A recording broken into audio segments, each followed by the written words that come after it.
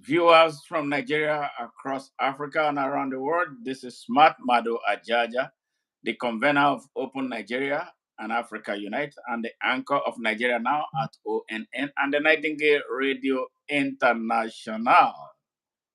This is our second broadcast for this evening. And we are going to be talking about something very, very serious, the arraignment for criminal charges of innocent and defenseless young Nigerians of the Hausa tribe in Nigeria by Bola Ahmed Tinubu, the rogue, illegitimate president of Nigeria.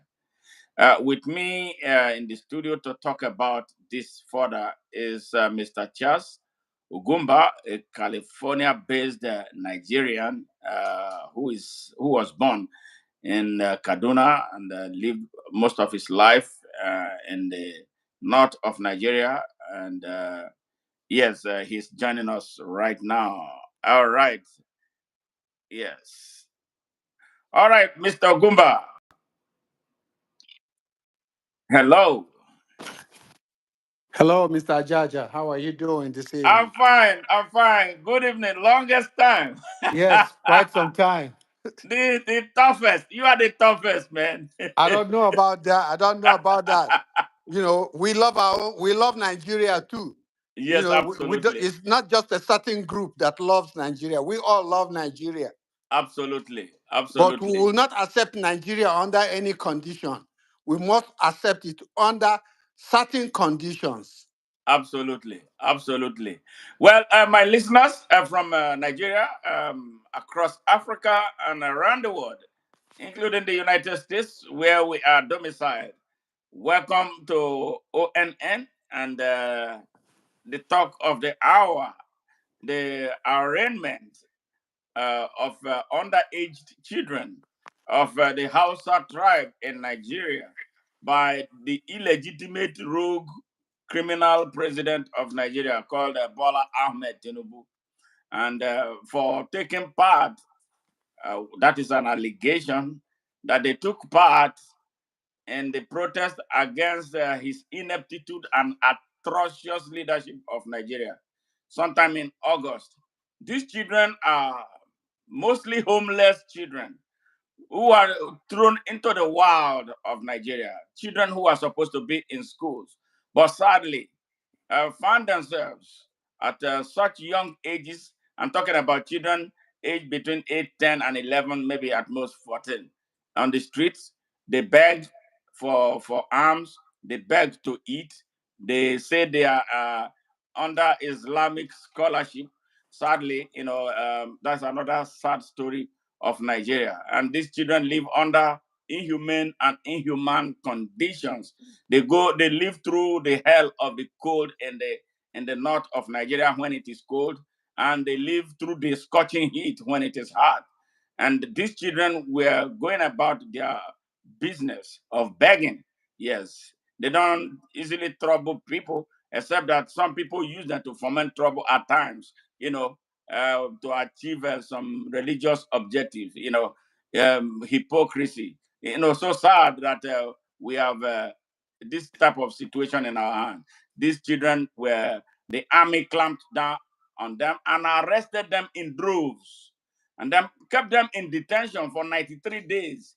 Just yesterday, they arraigned them and all of them looking malnourished because they were not feeding them.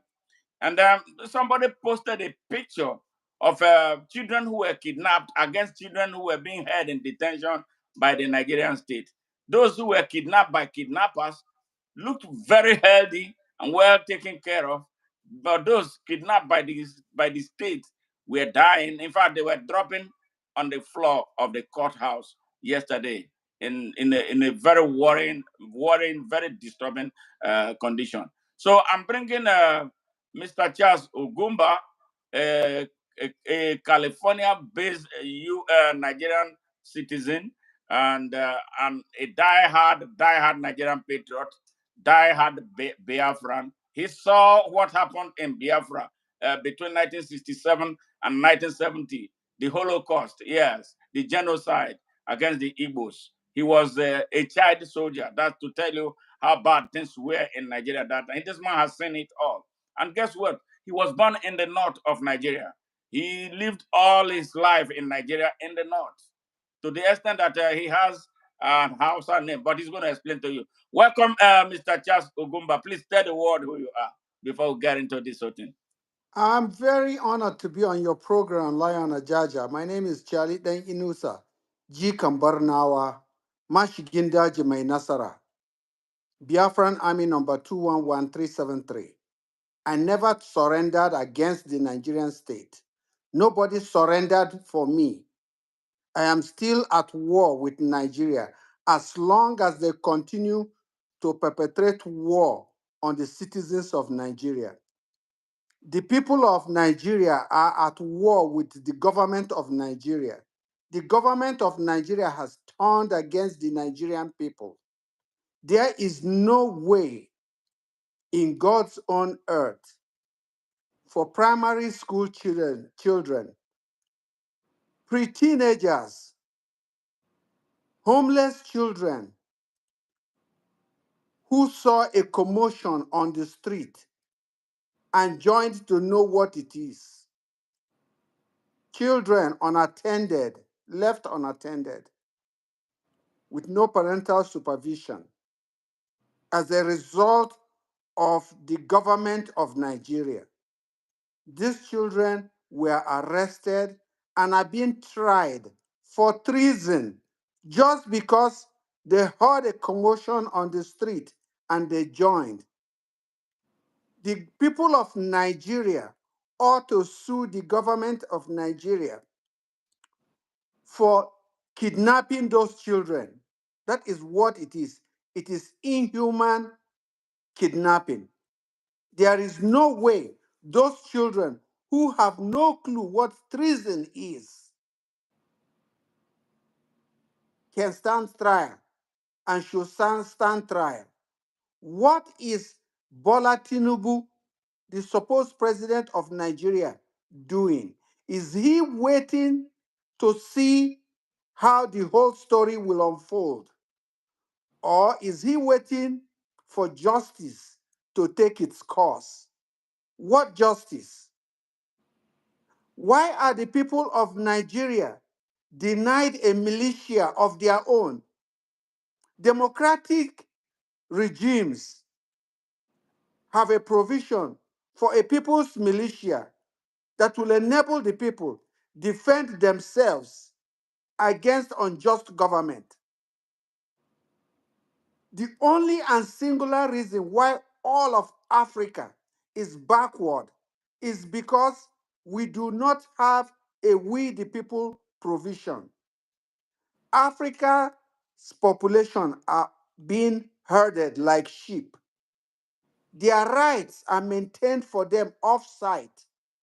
They can't form their own police.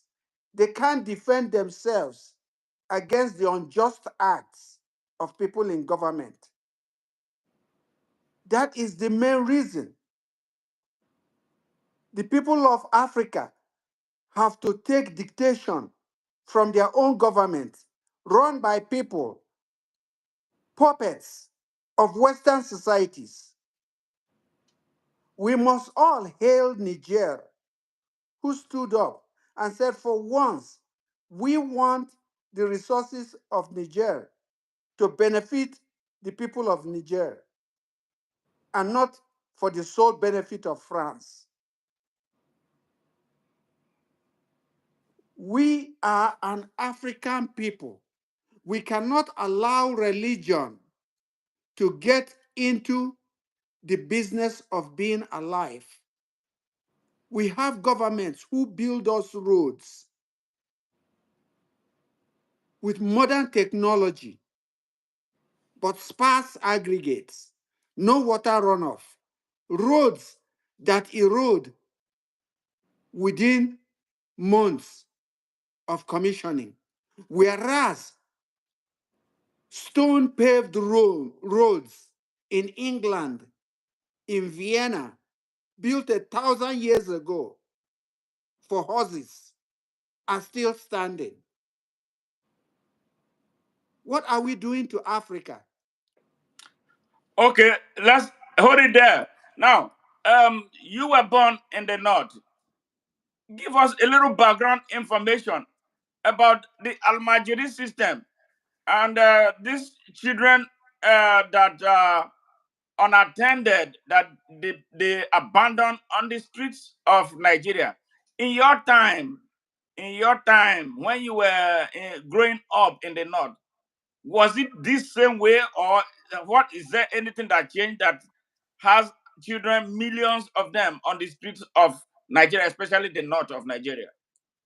The essence of Almajiri is that parents hear of an Islamic teacher, a reputed Islamic teacher who probably lives ways away from them.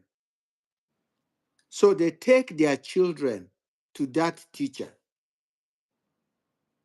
and they're supposed to pay that teacher for the care and feeding of the children. Because the condition of Nigeria has changed drastically, parents do not hold up to their own bargain anymore. They send those children there and they forget about them. And to cater for them, the Malam has to ask those children to go and beg for their own sustenance and maybe bring some to him. So the children go out. Usually they go door to door to recite their lessons so that adults in the household, it's like a form of trick or treat. Adults in the household hearing how astute they are with the mastery of their lessons will give them a gift. But it is not supposed to replace parental supervision. Food is not the only essential ingredient for child raising. You must also provide for this child against the elements, be it heat or cold or unsavory surroundings. So the Almajiri system has always been there. It's just that the network for sustaining it, for providing for those children while they are away from their parents, has worsened due to the general poverty that Nigerians have found themselves in. Wow. Wow. Okay.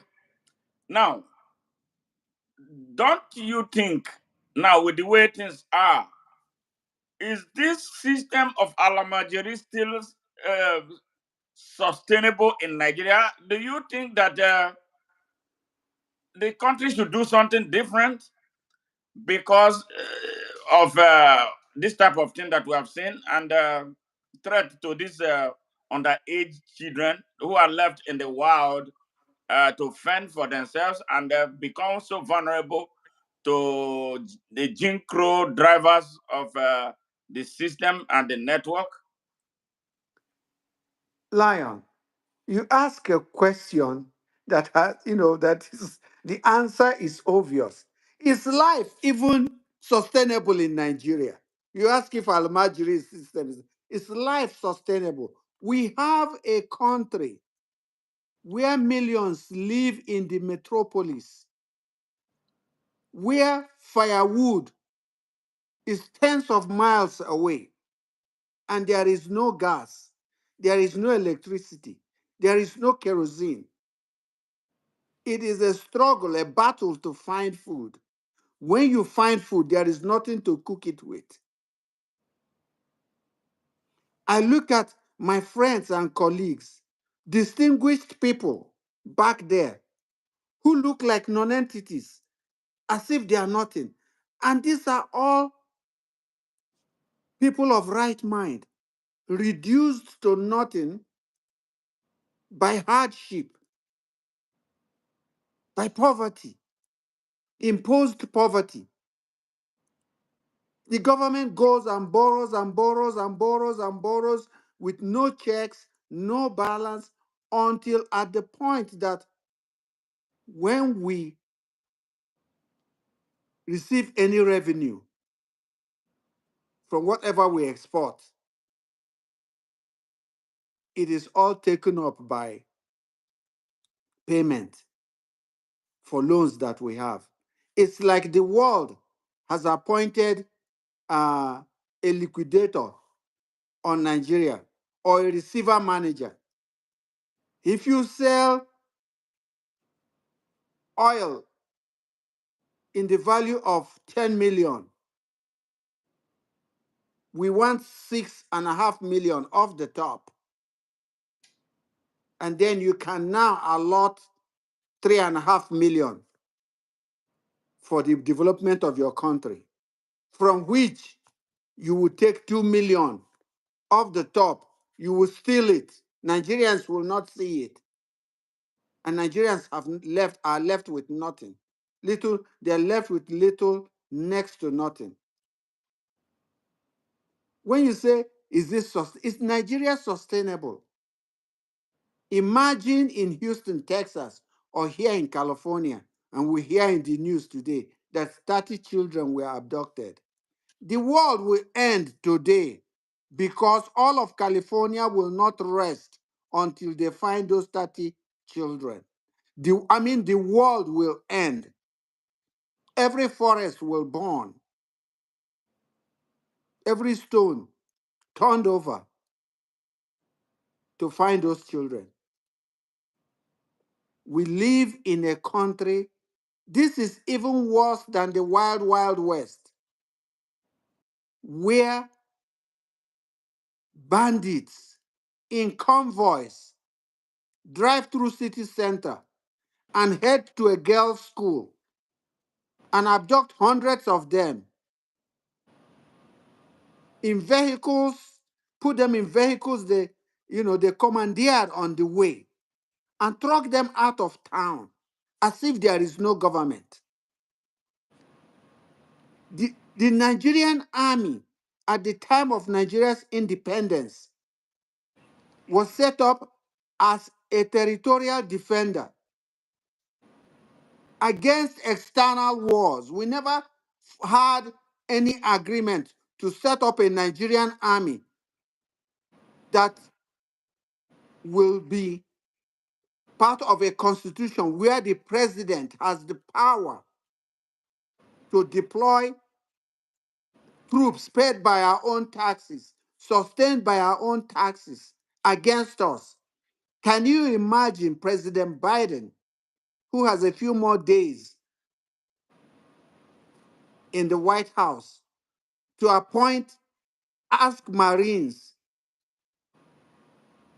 50 miles from here in Camp Pendleton to go on the street and harass American citizens? The people of California have a national guard. They will say no. That will not happen. But it's routine in Nigeria. Why is that happening? Unless the Hausa people overthrow Fulani in Nigeria, sack those palaces, because these Fulani are not doing anything for Arewa. Arewa is a buzzword, is a corrupt word, is a corrupt word for co-opting plain Hausa, ordinary Nigerian indigenes into accepting to be party with terrorist criminals who invaded our country from the Sahel. Fifth columnists, empowered by the likes of Buhari and his other Fulani, associates, who use the stepstone of Hausa for their own pocket. They're not running Nigeria. We either, as Nigerians, form an army or a militia to take our government away from the Nigerian government, because this present Nigerian government is a fraudulent government. It's not just this present Nigerian government, it's the Nigerian system of government. The Nigerian system of government does not have the interests of Nigerians at heart. When you want to kill a snake, you look for the snake. We can't find the head in Nigeria. And Christian generals cannot go and say, oh no, Hausa, no, you did not accept this nonsense that Fulani is doing. We are going to take back the country and reorder the government so that at least there is accountability. Yeah. At least Um, there is accountability. yeah, thank you very much. Hey, Wedi Mera, thank you very much. Yeah, thank you from Ethiopia. Yes, thank you. We love Africa too, and that is why we are here. Oh, Sigma, thank you very much for joining us. We are doing good here. Okay, Mr. Ugwumba, you talked about the Nigerian military. The military has the way it is structured, the command and control infrastructure of the Nigerian army, the Nigerian military in general, appears to be defective and tilted in one direction that makes the job of the military most difficult. And to the extent that the military has been domesticated for the benefit of politicians, especially from some parts of Nigeria. The army, the Nigerian military setup, including the police, does not work for the people of Nigeria. What do you think was responsible for that, and what do you think should be done to remove this anomaly and then position the army to be a truly army of the Nigerian people? What has happened is that it is not just the personnel that has been compromised. Every Nigerian army branch of any significance, call it Nigerian Army School for trench digging, to dig gutterways. The headquarters is in the north. Nigerian Army Signals in the north. Nigerian Army Artillery in the north. Nigerian Air Force, their planes are all based in the north. Why? Because the Fulani has infused this dogma into Hausa that let us fortify ourselves in case of war with the South. And we have had all sorts of generals who supposedly have muscle. People like Obasanjo, they were there when everything was scaled to the northern part, Muslim north. It's not just northern part of Muslim to Muslim north. Nigeria will not be at war with the north because Hausa are indigenous Nigerians. What we are saying is that Hausa is the largest spoken language in West Africa, is the most populous tribe, I will even say in Africa. Hausa, which is the majority tribe in Nigeria, has been usurped, seized. They have been seized. Rulers have been imposed on them, the Fulani emirs, in the name of religion, which the Fulani do not practice. Because these are people who commit fornication in the mosque. They kill imams in the mosque. They shoot they shoot Muslim worshippers in the north, supposedly Muslim like themselves. You find a Fulani, whether it's Jangut or whether it's Modibo, all of them will tell you they are not Muslims or they are Muslims in name only. So the Nigerian army hierarchy, the Nigerian army arsenal, everything has been moved to the north. And we have a situation in Nigeria. Who will bail the cat? the Yoruba see it and think as if it's a typical Nigeria's problem. All of Nigeria exports through Lagos. So whether Nigeria likes it or not, they will get their cut as everything leaves from their shores to the hinterland. The Hausa people think they are one with their slave masters. They are wrong. So it behooves then the Igbo to be the ones who will speak up. It seems like it's the Igbo problem, whereas it's a Nigerian problem. This was not obvious until now. Everybody in Nigeria is hungry. It became obvious that Nigeria's problem does not know religion, nor does it know tribe. If you are not in government, getting bribes, stealing money, diverting funds, you are done for in Nigeria. There is no amount, no type of income. I mean, worthy income earned in a justiciable manner that can feed a person and his family. If you're not taking bribes, if you're not frisking the Nigerian people and shaking them down, you're a poor man in Nigeria. It don't matter your skill level or your educational attainment. Yes, I have some friends in the Nigerian Army, and I was supposed to ask them this question. A couple of them. I asked, looking at the history of Nigeria, the history of military intervention since 1966. The first one was led by Nzogo from an intelligence report that suggested that Nigeria was about to be invaded by through the action of Amadu Bello, who was a grandson of Ottoman Fodio, the man who invaded the north of Nigeria and seized the whole of Hausa land and imposed new kings on them, took over their kingdoms and stole everything that they had there. Then I asked, since after that coup, after one coup after the other, it has always been people from that part of Nigeria uh, uh, being responsible for them. So I asked him, so is it that you people from other parts of Nigeria, you are cowards that you can't see?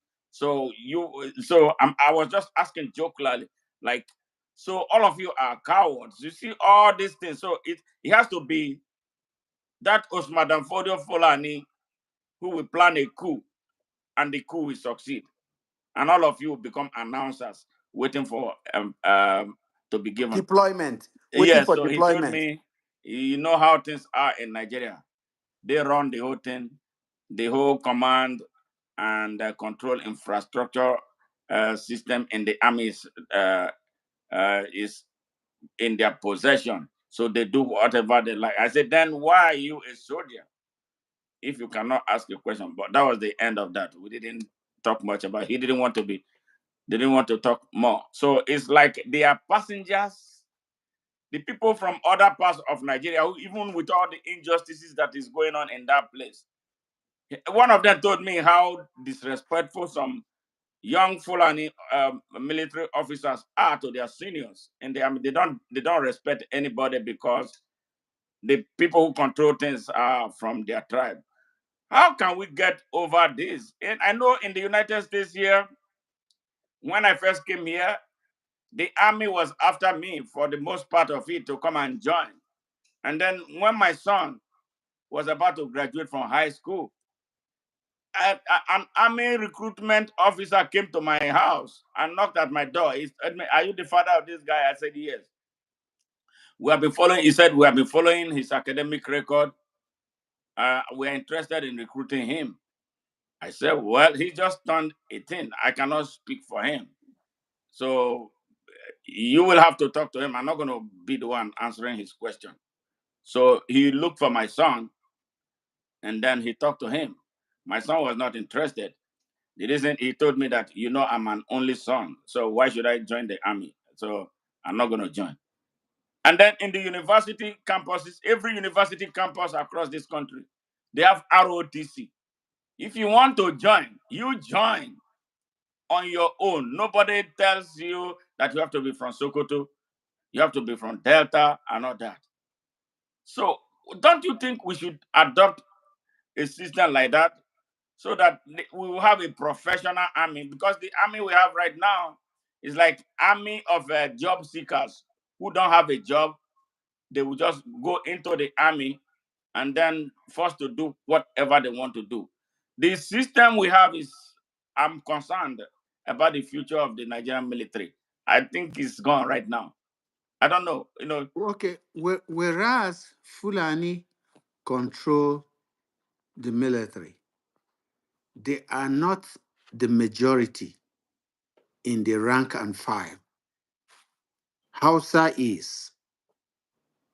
And correcting that situation is very easy. I don't know how many Emirates, Fulani emirs, and thrones they are sitting in Hausa land. But if Hausa youth start tomorrow and sack the palace of the emir of Zaria and of Kano and of Daura and of Katsina and of Bauchi simultaneously, like the Tunisian spring of about a decade ago, the Arab Spring, Yeah. and we have a wildfire that will overthrow Fulani control in Nigeria. Nigeria's army will collapse. Nigeria will be born again, and we can renegotiate the terms of our union. We cannot share the proceeds of oil equally, and somebody from Kano will be asking another Nigerian, what tribe are you from? What does it matter what tribe he is from?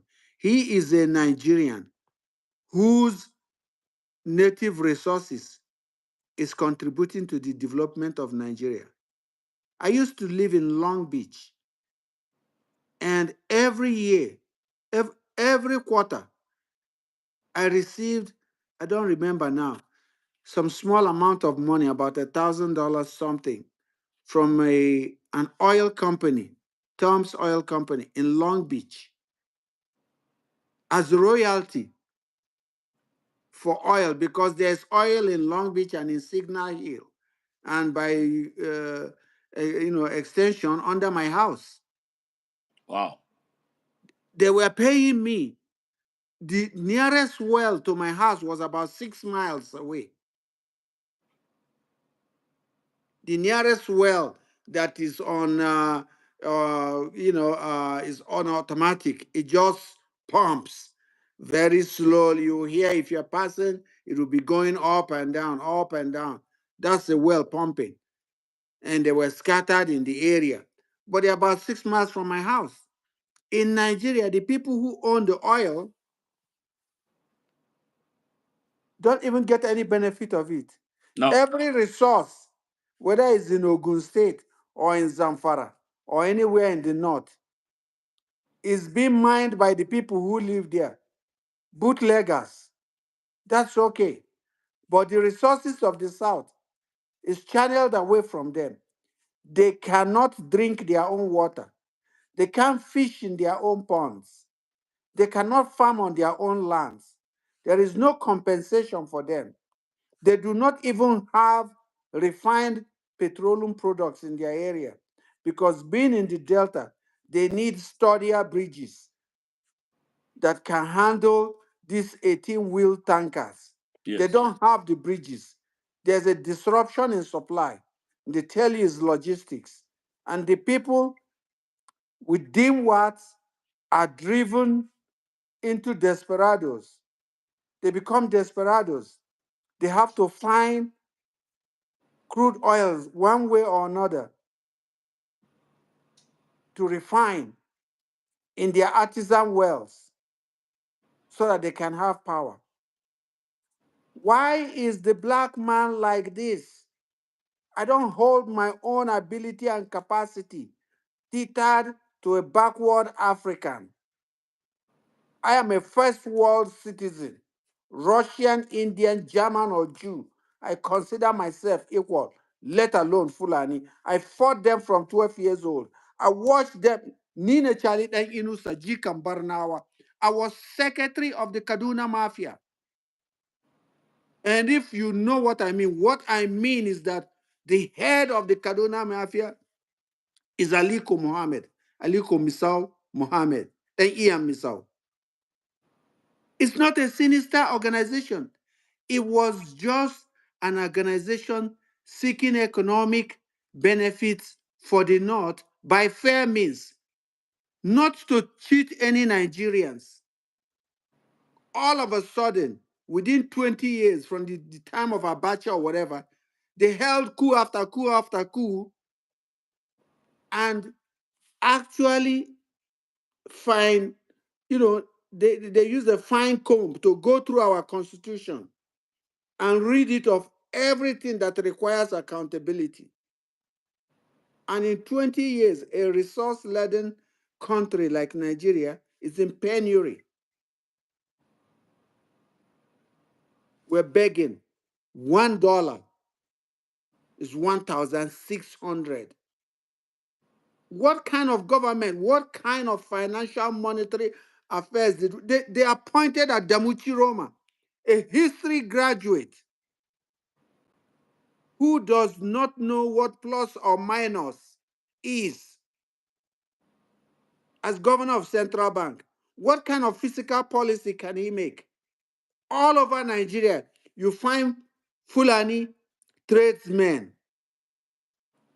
exchanging dollars on the street, making fiscal policy, because supply and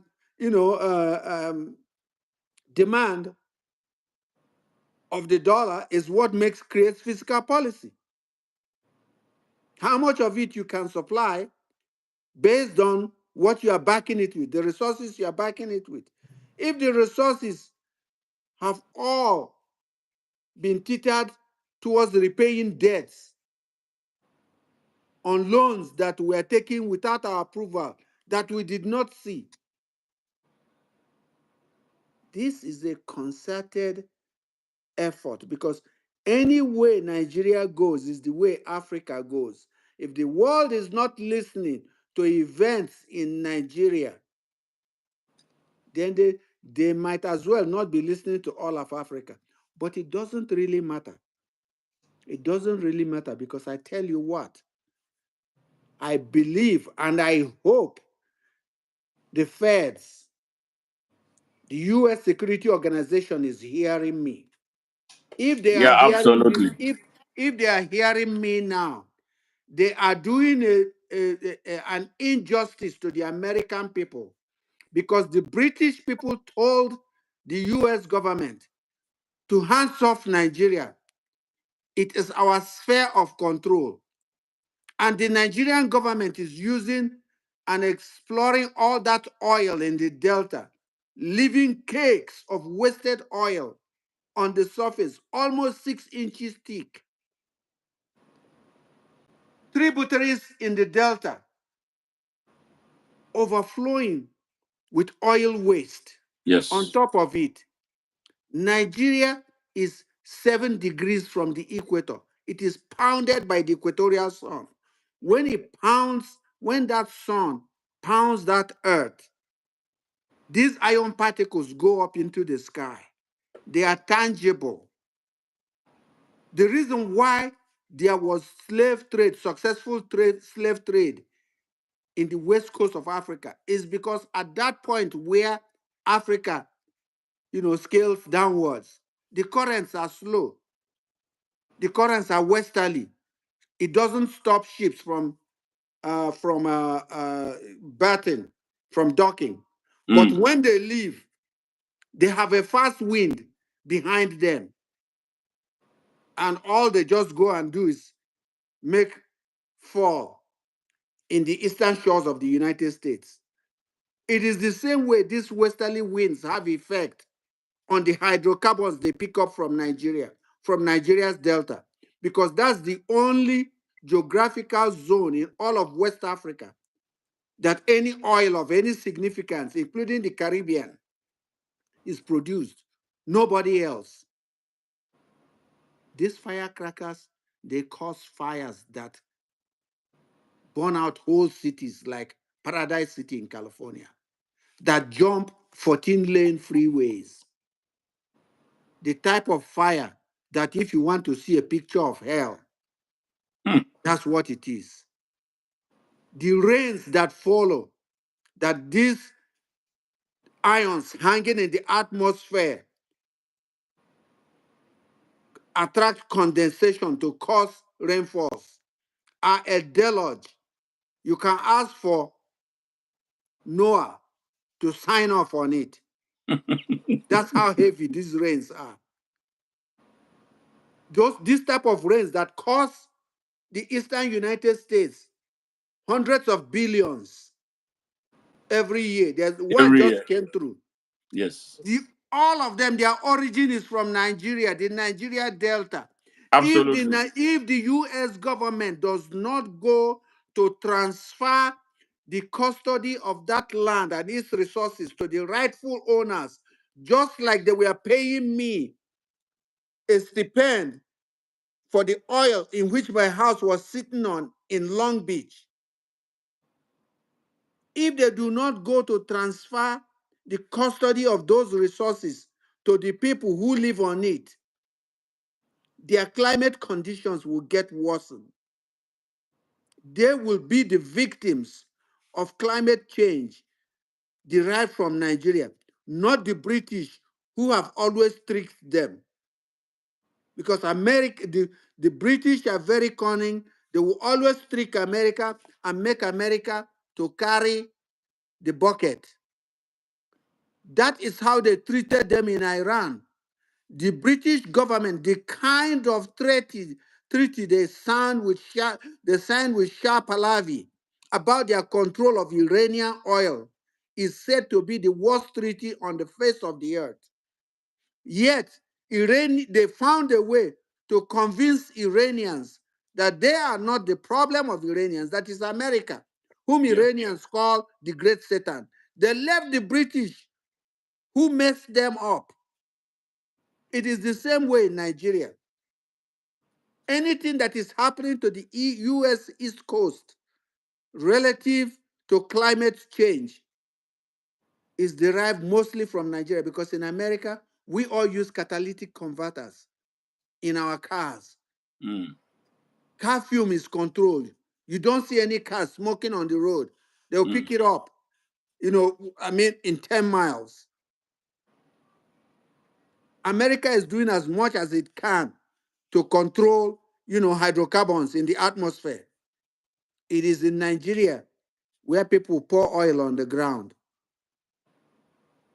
where the delta is just a maze of pipelines oozing oil because they are punctured, because the people from whom the oil is derived are not allowed to get any of it.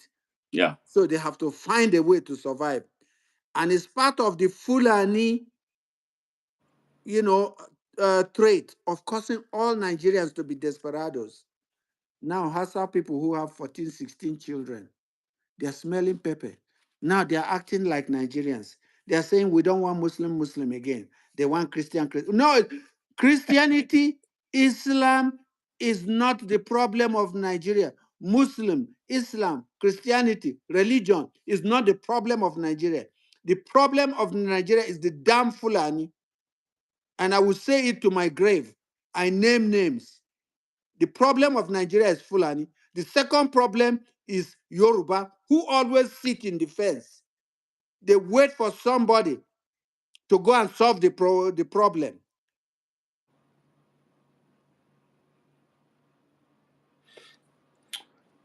Now, Mr. Gumba, let's go back to the Hausa thing. Now, the population of the Hausas are exploding. And savagely 20 million underage children on the streets of Nigeria. We hope just living in a very hopeless environment, no future, nothing.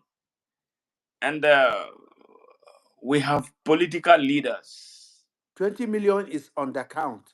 Yeah, that's what, yeah. You know, what can be done? What is, now, first of all, what is the reason for having this humongous amount of children? What happens? What happened to the Hausa families? Is it that they are not able to take care of their children? Is it that their tradition prevents them from taking care of their children? That they eject them and leave them at such young ages, where they are put at the mercy of bad weather, mercy of oppressors, mercy of those who will exploit them, exploit their vulnerability to achieve some inordinate things? Hausa are no worse parents than you and I. All of them wish well for their children, but they are mired in the Islamic tradition that says you can marry multiple wives. The Igbos and other tribes in Nigeria used to do it too, when the size of your harvest is a function of the number of people you have working with, not necessarily paid laborers, but your own family. Almajiri was not a problem in traditional Hausa society. What has happened is that as they have been a little bit slower in accepting Western, uh, education and amending their culture relative to modern realities, they have been caught with their pants down.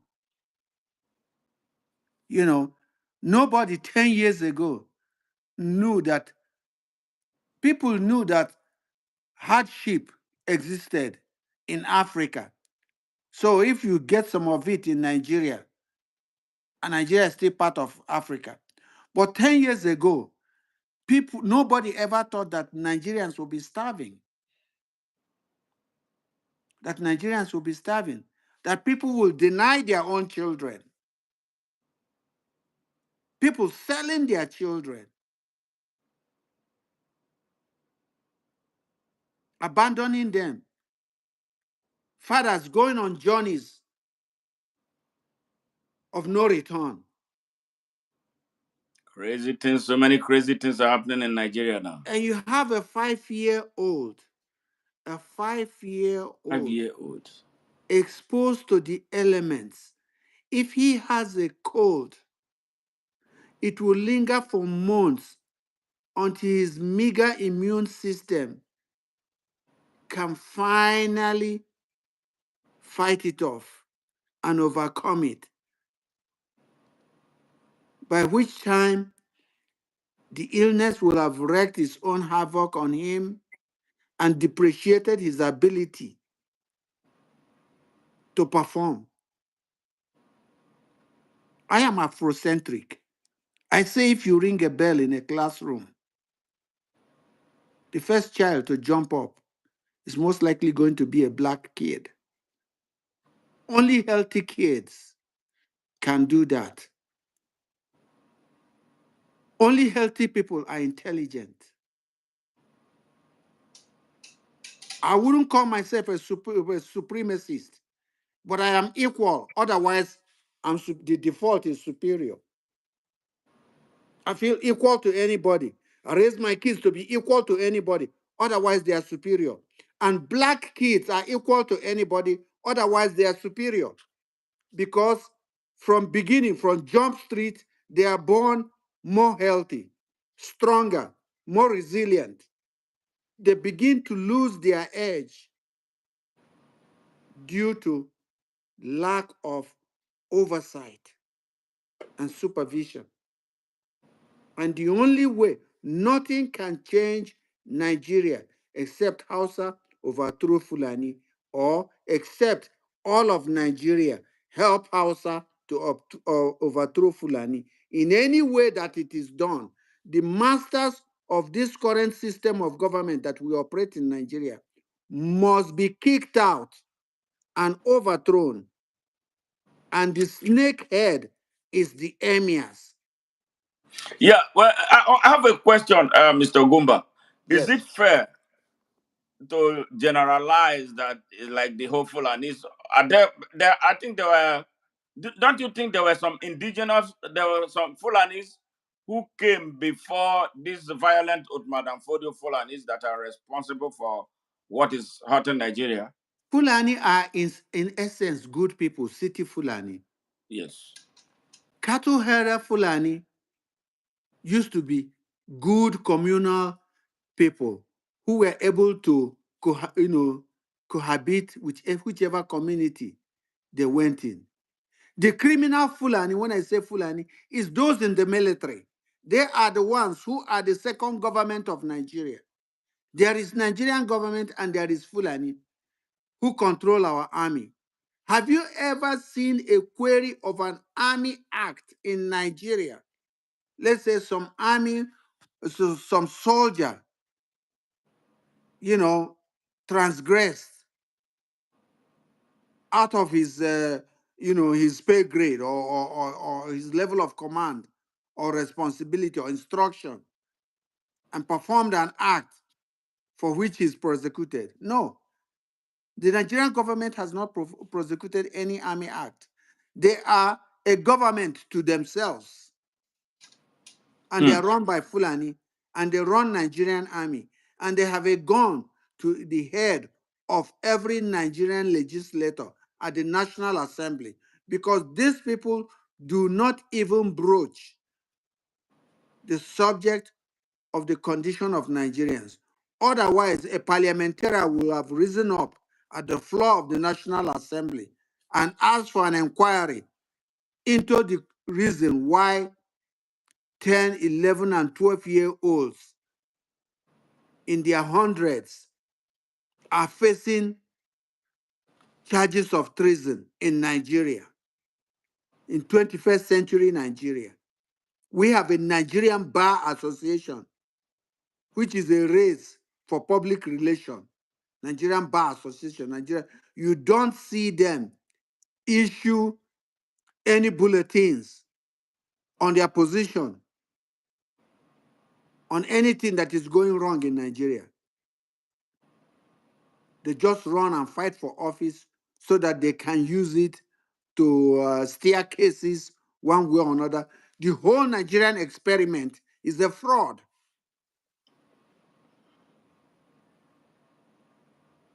I am trying to register a non-profit, what they call an NGO in Nigeria. They are querying an obvious name,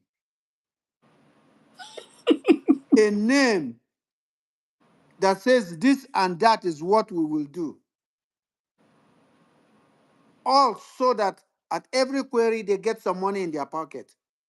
The system has so much been fine-tuned that all of Nigerians are either on the take or they are paying. And the Nigerian army makes sure that they protect the government from Nigerians who want to ask it to render an account for their stewardship. Our problem is Fulani in the military and their emirs, not in the cities. Although some of the problems is with the ordinary Fulani in the cities because they don't speak up enough. I don't hear any of them speaking up. Yes, that is one thing that bothers me. Not many are speaking up, but I know there are some that are speaking up. I can name five that are really diehard Nigerians who understand the danger this this aberration poses for the country's future and especially the its national security. Now, you talked about something about the the National Assembly. The National Assembly in Nigeria has, to my opinion, has never worked.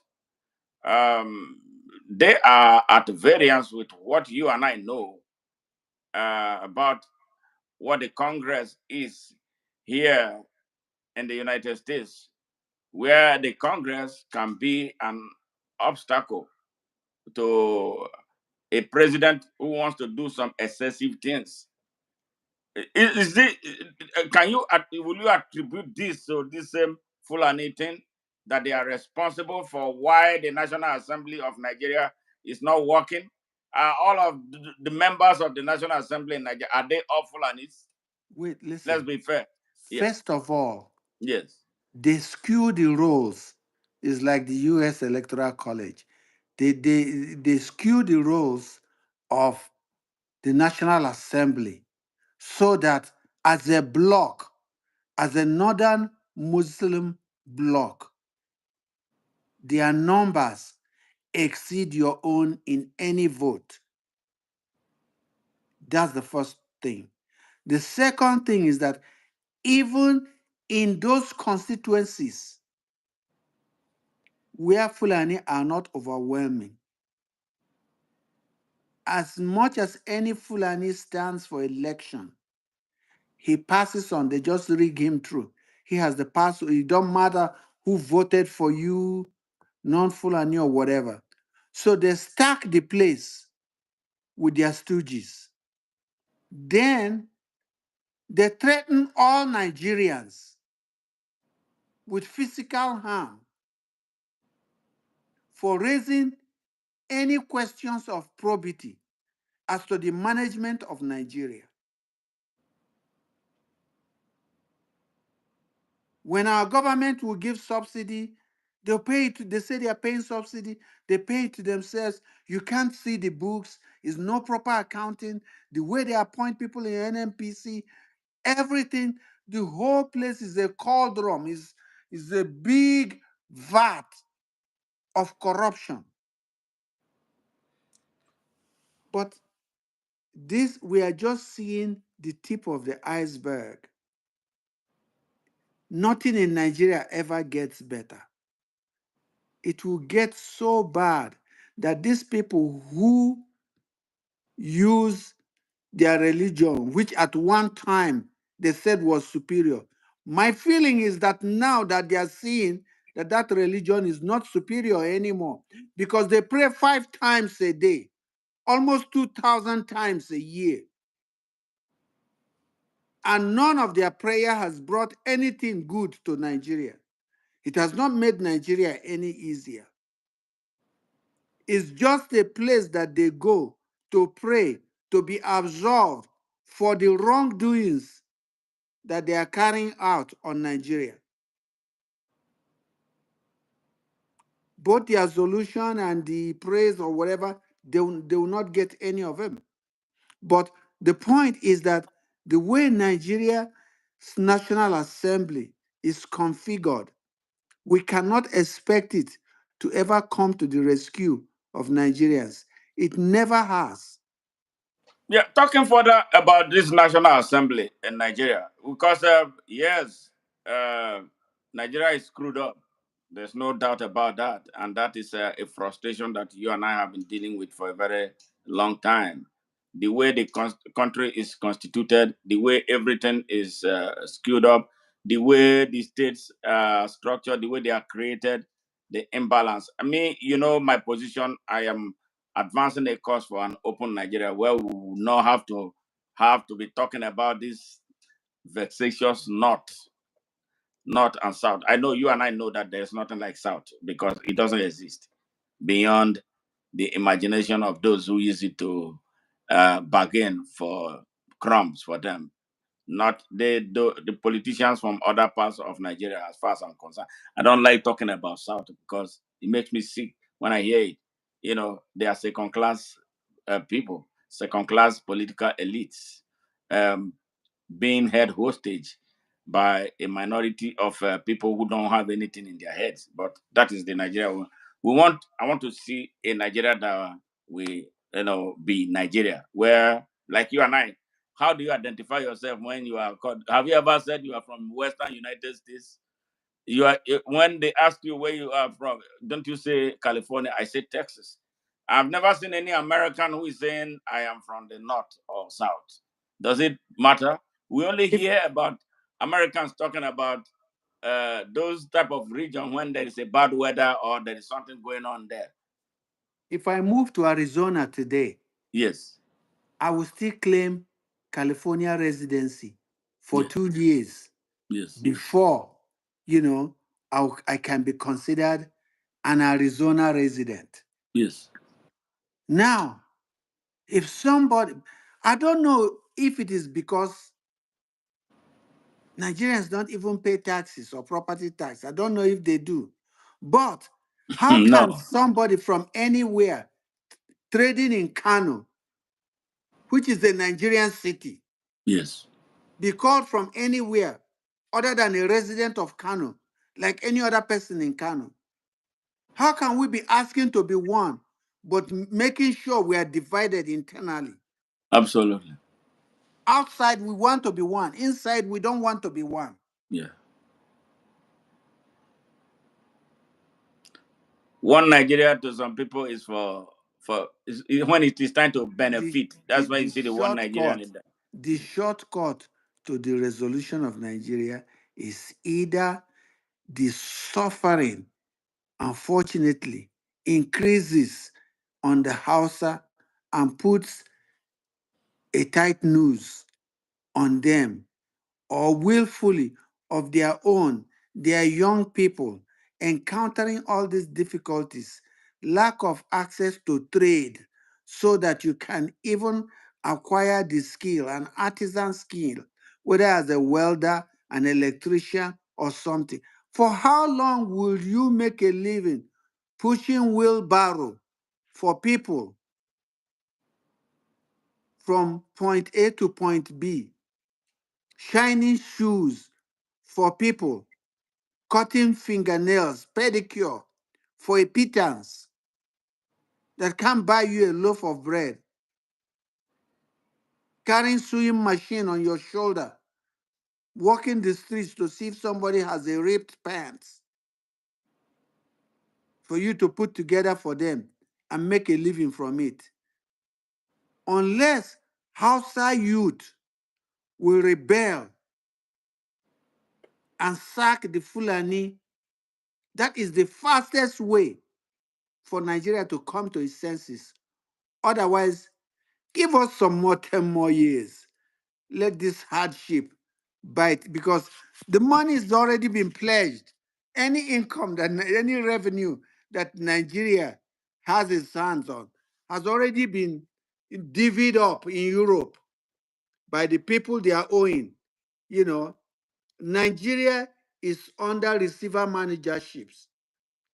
There are people who take Nigeria's revenue off the top before it gets to Nigeria, so that Yes. there is nothing for us to share in Nigeria. Back in Absolutely. the day when there was no all these huge loans, things like that didn't happen. You go, yeah, you Now, go you go in Vienna. You sit in an outside tier, with stone roads made of stone tiles, built 500, 1,000 years ago, and they're still like that. And when we do things in Nigeria, we act as if we don't know. But they know everything. Every governor has his media aide, his bathroom aide, his that aide, this aide, the aide who hands him his coffee in the morning, the police officer who opens his car for him to get in the morning. Where do you see that in California? I can't have happen never seen in 30 some years in America, I've never seen an American politician being followed by by police. U.S. policeman as an orderly. The taxpayers will say, hell no. No, We it can't paid happen. for this policeman to protect us, But not you. sadly, they tell us in Nigeria, some of my friends, before we say anything, they have not been to the United States. They have not even never ever gone close to the US embassy to apply for visa. They will tell me that the Nigerian democracy is fashioned after the U.S. democracy. Can you please share, tell us? It was. It was. We adopted the US presidential system. Oh, But was it what ever practiced? no, what they did was that they stripped it of all the checks and balances. Mm, The Nigerian government copied the US presidential system. They sent thousands of civil servants around 1975, 76, 77 to come and to learn come it. to America for hundreds of millions of dollars Mm. in accommodation, boarding, and so on to learn the American system so that they will come and practice it in Nigeria. But what they did was that they stripped it of all the checks and balances that were contained in it. And the military forced Nigeria to serve it, to sign it and adopt it as if it's our own making. Hmm. Yeah, we have a lot of trouble. We have some real And it's serious. all and it's all over Africa. And if they're not bogged down by Christianity, they are bogged down by Islam. All of which just swapped their SIM card in the African psyche, took reasoning out and put their dogma in. And Africans only see themselves in the light of either Christian or Muslim. Christian or Muslim. And some people hate me, even my own relatives for this. I better not catch any of them trying to justify that Arab or foreign religion is like I am. Christianity, or it's none of them, none of them. Those are just Greek and Roman traditions, pagan traditions that they converted into a religion, whitewashed it. It's still the same thing. All those stories and miracles that they tell, the pray 5 times, the 10 commandments, and so on. In the God of my ancestors, there's only one commandment. Only one. You don't have to remember. Do unto others as you want done to you. Do to your parents as you want your children done to you. Do to your neighbor as you want him to do to you. You don't need any 10 commandments. Honor your this, honor. All of that. That was when the fix was in. That was when they were trying to create a whole new, you know, What other? yes, whole new order from what is already existing. Yes. But unfortunately, that is where we are. What we can do to bring our people to the reality about who they are, because the truth is that a typical African is a schizophrenic, so distant from himself, and is a stranger to himself, is a stranger to his environment because of this Arab and European religious ideology. We lost who we are. And there are some of us who understand what's taking place. And they they are so afraid of listening to alternative views when it comes to, we are viewed as people who don't know God. A man who knows God will not allow somebody to be oppressing him. And that God is not a God of oppression. God does not tolerate parasitism. He doesn't tolerate exploitation. And then somebody is oppressing you. You are telling him amen. You are telling her amen, and whatever the other people say and stuff like that. Isn't this crazy that we are where we are? Then that's one of the reasons we are stuck, because our psyche has been disordered. Yeah, what do you think we can do to get our people to start thinking? Well, the cathedrals in Europe are being turned into pubs. Yes. More and more Africans should realize that they have an identity separate from Eurocentric and Arab ideology. We have an authentic African psyche. Sometimes in America, you will see an African American. If they have a smidget of talent, he will change his name to Rashad Williams, uh, Nuru Mohammed, as if that would increase his athletic prowess. These are people who fought through North Africa. Islam is responsible, more than even Europeans. Islam is responsible for the state of Africa today.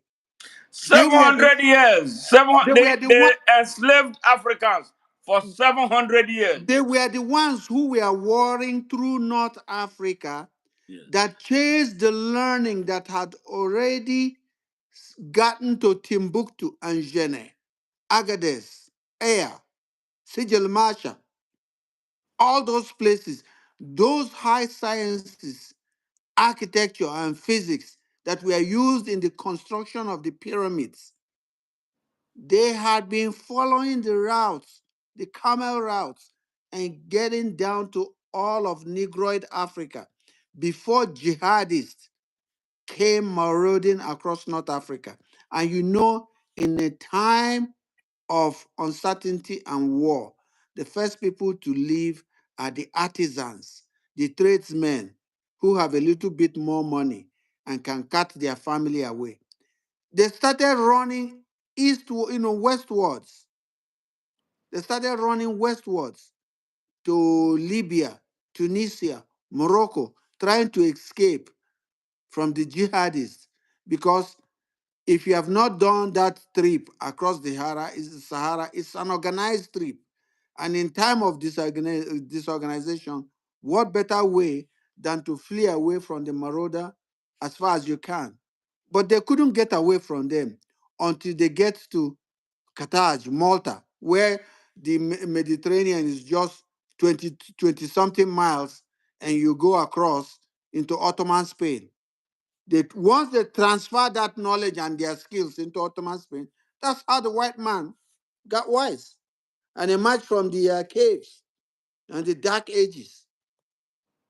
That's how all that learning that started in Africa transferred to Europe. So I don't want to hear any Muslim telling me anything about any Muhammad, because my own God has no messenger. He has no son, no daughter. Chukwu Okike he's the lone God of creation.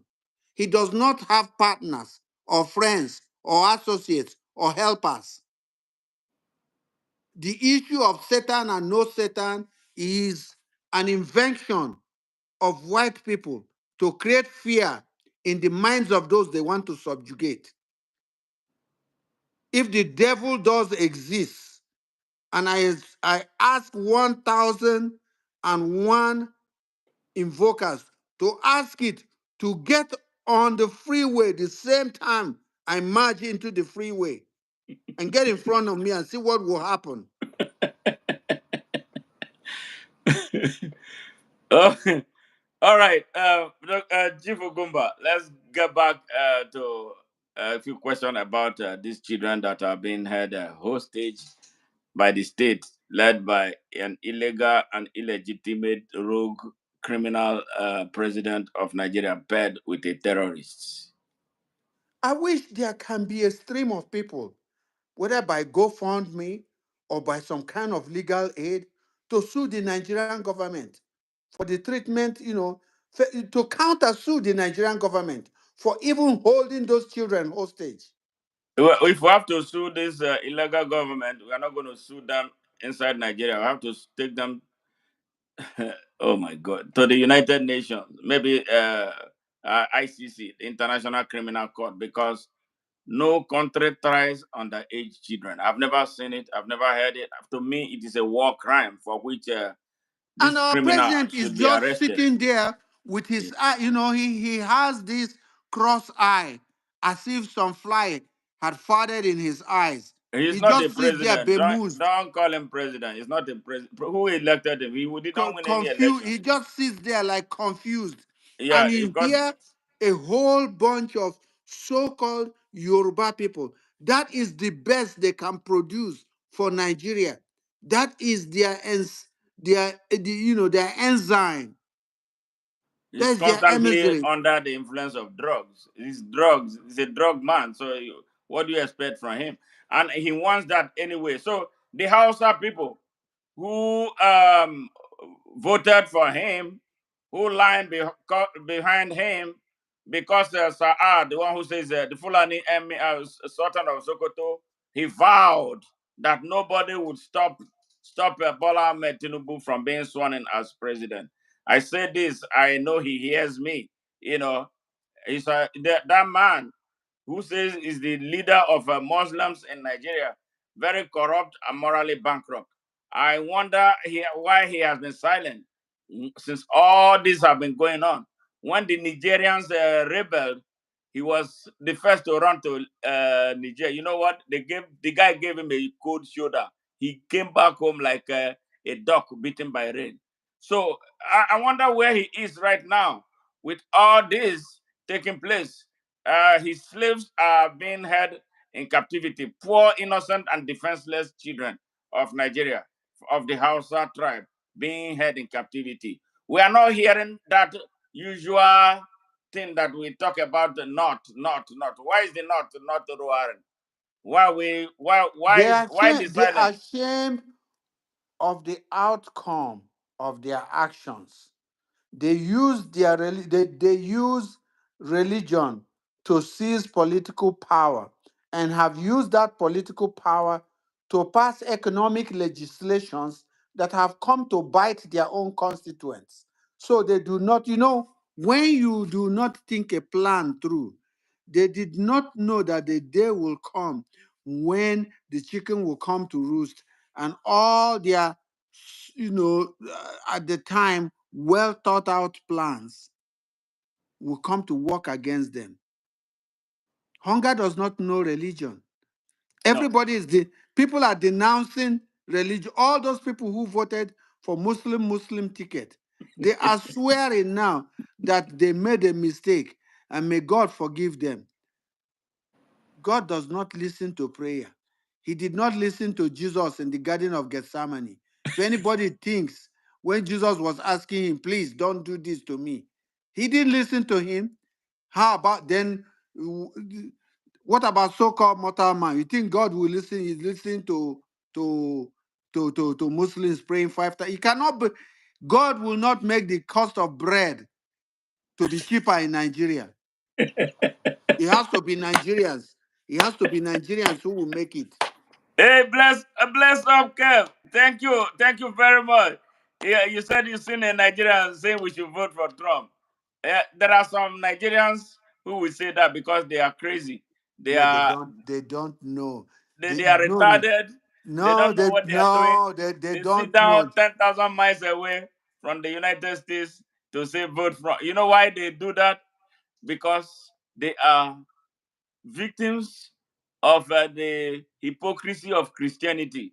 Because they see uh, uh, Donald Trump carry a Bible, a criminal carrying a Bible. That's all. It's all about this religious madness. They don't understand, so they don't care about some of us that he threatened that he's going to deport all of us when he becomes president. Hey, don't listen to those crazy people. Chief Ugumba, before we go, there's this ongoing military action taking place in the southeast of Nigeria. Yeah, the tribe of your ancestor, the Igbo land, and it has been going on, and it has not stopped. And they round up young people and kill them extrajudicially. Yes, and then bury them.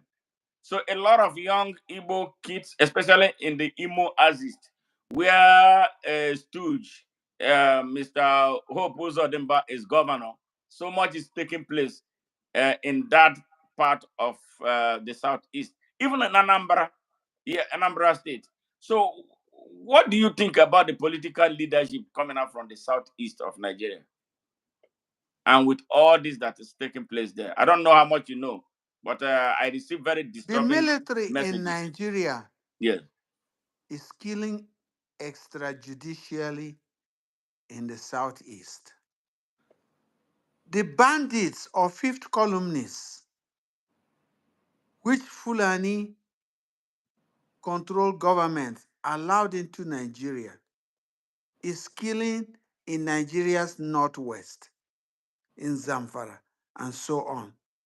It is the same thing. All these people who are playing, who will bell the cat will be eating the mice one after the other until hundreds of them descend on the cat. And the only way to do that is for Fulani youths, Hausa youths, to overthrow Fulani palaces and take them over. Nnamdi Kanu did not witness the war. He had stories of it.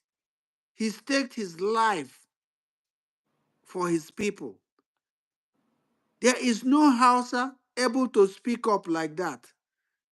They cannot, of their own self, organize an uprising, except Fulani tells them to go. They will go. Fulani tells them to come. They will come. It's not just being meek. It will take some time before they wake up. And until then, we just got to find a way to bring, to keep bringing it to the world attention that Nigeria sets the pace for Africa. What happens to Nigeria is what happens to Africa. If Nigeria is not free, no African country is free. If Nigeria becomes free today, installs a proper system of government that is accountable to the people, that administers welfare services, you will see African countries pick it one after the other. And if you are worried that Hausa people are having so many children, we had enough money. Ahmad Bello University in Zaria just trains out sociologists. How come we can't even pay for sociologists to go to Lungu, all those suburbs and so on, and talk to people about family size? Have as many children as you can cope with, and things like that.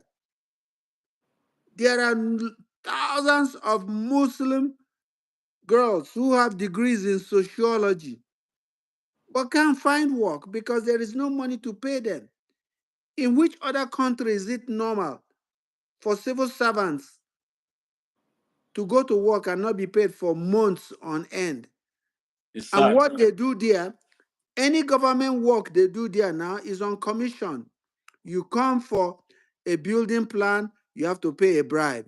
You go to the post office to receive your parcel, you have to pay a bribe. Otherwise, they will tell you they can't find it.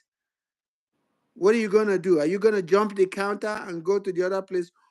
Everything in Nigeria has been fashioned in such a way that it includes bribe. And you have to pay bribe. Yes, Mr. Gumba, it's been nice, great, great, having you in this engaging encounter. Though we did not plan it, it was impromptu. But before you leave, I have one bullet for you. Go ahead. Just a couple of weeks ago, the war criminal called Yakubu Gowon had his 90th birthday party, and a section of Nigerians graced that occasion. But something happened that kept me wondering, you know, that kept me really wondering. The message to Gowon by Peter Obi, in which he described him as a uniter. Stop, talk. I don't know if you saw that message. It was so eloquently delivered. I cried. I thought that was a huge disservice and a betrayal for a man who staked his life, staked his father's money, staked everything to fight for the Igbos who were under siege at the time. I, if you have not read it, maybe you should not respond so that you respond appropriately. I felt, but I read it what he sent to him. I don't have the excerpt immediately here. If I had known I was going to ask you this question, if you had planned this, I would have read it to you so that you share your own perspective, what you feel about that. And as if that wasn't enough, his wife, Ojuku's wife, Bianca, was appointed minister by this rogue president of Nigeria, and she accepted it.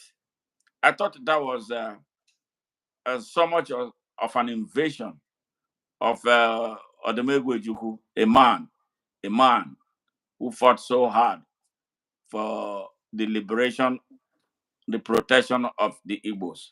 I don't know if you want to respond to this. Well, see, first of all, they make everybody a desperado.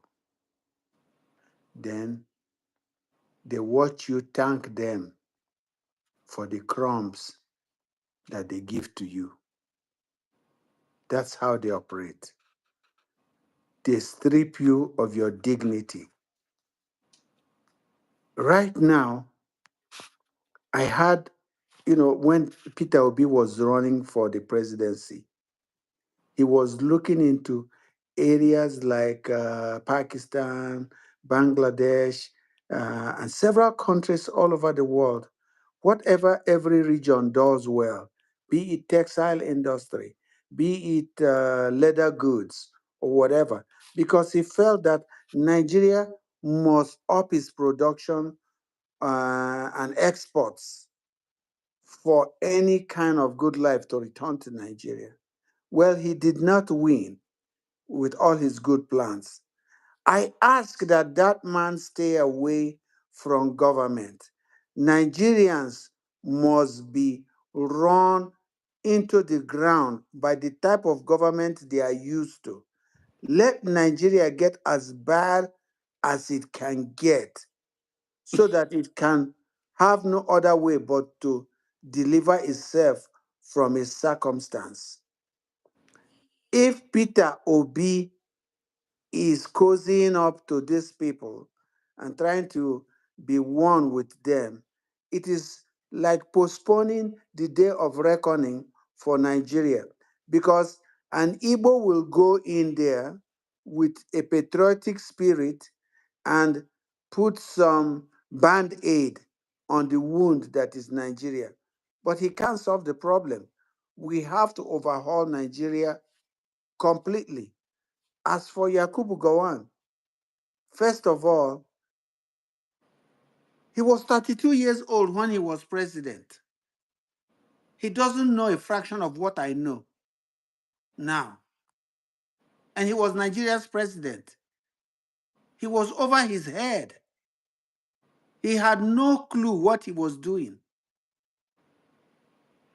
The colonial masters who were running Nigeria wanted a backward people to be in charge so that their access to Nigeria's contracts, there is a special agency for procurement in the United Kingdom called the Crown Council. They have all or most of Nigeria's exports salted to them. I mean, imports. Everything that Nigeria wants, Nigerian government wants, they channel most of it through them. And they want these people who will guarantee that open line of trade where they are Nigeria's primary trading partners to be in charge of our government. And who else but the most backward people making the decision for the rest of Nigeria? So even today, I respect people from all races, but I'm very, very mindful. I know that I'm a black man and that Africa is the low-hanging fruit of the world, where everybody goes to pluck. The person who is of non-African race, when they are dealing with me, they are coming from hundreds of years of preparation by their parents, their forefathers, and their systems on how to exploit me. So I'm on my guard every time. I listen to inflection. If you don't talk to me right, I'm going to halt you. If you don't talk to me right, I am going to call you to attention and tell you that it's not going to be like that. That's just the way I am. I am a new type of African.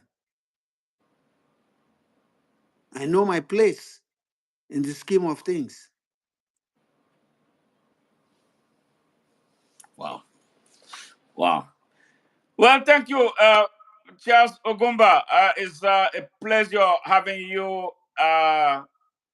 right here on this show at such a very short notice. Not many people can do it, but just a few people like you, being Lesafi, invited. I just said, hey, let's do it. And you said, let's do sir, it. let me tell you one thing. Lesafi, after school math and language skills program, which is my NGO in Kaduna, to Yes, give, yes. Yeah, to Victoria give, told me about, yes, yeah, she sent me a message today. to Yes, give strong numerate and literate education to northern kids, not just Muslim and Christian and animist or whatever is in Kaduna. I'll be coming to you for a donation of one tablet. I am, trying to put together a tranche of devices, learning devices for them. yes, I don't think anybody, very few people are born with talent. Everybody is just the same. What put the difference is programming. We all need managers. When you absolutely. see a child who has been taught to sit properly in class and not to be all over the place, he will learn better, he will focus better. So we are not admitting very, you don't have to be smart, just be ordinary, sane, and leave it to us to manage your educational progress. So I will Wow. be coming to you for a tablet for the NGO. That would be great. I will do whatever I can. Okay. We are in it together. And Thank you, thank you sir. very much for the opportunity you give to Victoria to be part of And what you are doing. incidentally, this is in return for what a Fulani gave to my family. Wow, Aliko Muhammad and Iam Misal. He ensured that my child went to the American school where the classes were two kids, 11 teachers. So our organization, we are working on the ratio of one teacher to six pupils. wow, We don't want a teacher standing by the blackboard. We want one sitting with them in the same table there and helping every child in real time. wow. Great job, Mr. Gumba. Yeah, Mr. Gumba just has an NGO in Nigeria, and where is the site? He cited it in that north of Nigeria, the In northern Kaduna, Nigeria, where people are taught hate. They are taught to believe that the rest of Nigeria uh, does not matter. They are taught that the north is a country, not a region in Nigeria. The way they position the North is to make the North compete with the sovereignty and the territorial space called Nigeria. And that is what we are trying to change. And the only way, one of the ways we can do it is through education. And this is what Mr. Charles Ogumba, yes, an Igbo man, yes, is doing in the North, in that North of Nigeria. Yes, where they use Islam, they use religion to blindfold the people. The exploiters use religion to blindfold them and make them live a very hateful and miserable life when they should be coming into the mainstream of Nigeria. These criminals who do this to them come in the name of the North to the Nigerian mainstream to steal and fill their pockets. They come in the name of the North, but they give absolutely nothing to the people of the North. But what? Abject poverty. Yes, abject poverty, disease, increased ignorance, intolerance, religious bigotry. Yes, and arms and ammunition to And they have been in defend their control for evil. 60 years.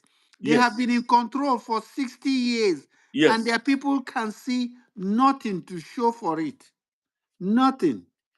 Absolutely nothing. So if you are one child, you are a man, a woman from that north of Nigeria. When I mean the extreme north of Nigeria, not the whole of the north. We have a moderate north. And in fact, they don't want to be told that they are northerners anymore. That's the truth. People from what do you call it?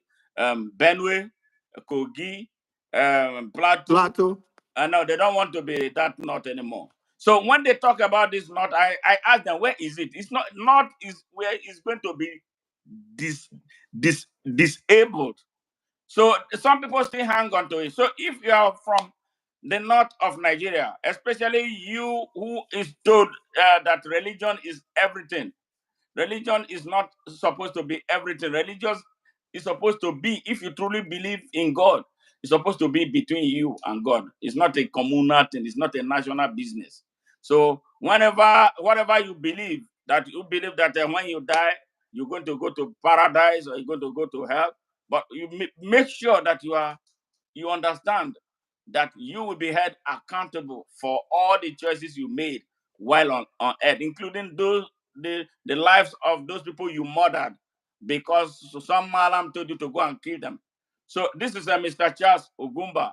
He cited a very strategic learning center in the heart of the north, accessible to all people, children who need this education so they can be free from those who have had them in captivity, those who have had their ancestors, their forefathers, even their immediate past fathers here in captivity. So they will be free to be the Nigerians we want them to be. The Nigerians from where they can unite with the rest of Nigeria and not be strangers and not be like angry Nigerians. We don't want that anymore. So this is why we are running Open Nigeria. And we've been working with Mr.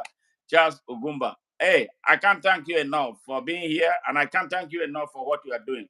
Let's continue to do it, and hopefully we expand this program across Nigeria. Thank you Thank you, very much sir. for This being is here. this wonderful evening. Thank you, sir. Thank you. Thank you. All right, have a good one. You too. All right, my listeners, my viewers from around the world, we thank you, those who tuned in today to be part of this. As always, do wait for tomorrow. Tomorrow, that is, what time is it now? It's 10:47 right here, those in the United States. Tomorrow, about 10 a.m. Central Standard Time, we're going to be talking about the final call, about the U.S. presidential election, and which I believe is going to be historic. And history is going to be made no matter what some people put out there. And we are going to be celebrating on a historic Tuesday for America to stay and be a better country. It's not the way we want it to be right now. We want America that will go all out and inspire change in the United Nations that has been so undemocratic.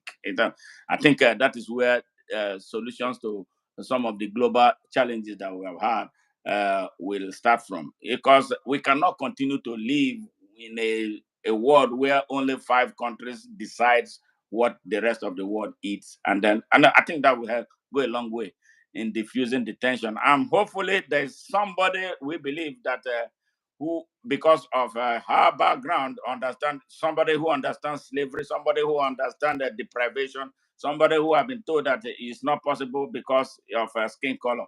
to inspire this type of change. It's going to take a victim, a former victim, to come and resolve the problems. I'll start the process of resolving the problem of a dangerous world that have been endangered by hate, colonization, imperialism, globalization, apartheid, and all the ism and schism that has kept the continent under the Jim Crow management of Imperial Europe and their Arab counterparts. We can't have it anymore. Africa unite. Hey, Chief Ugwumba, good to see you again. And I'll talk to you tomorrow. Good Thank night. you. Good All night. right, bye for now.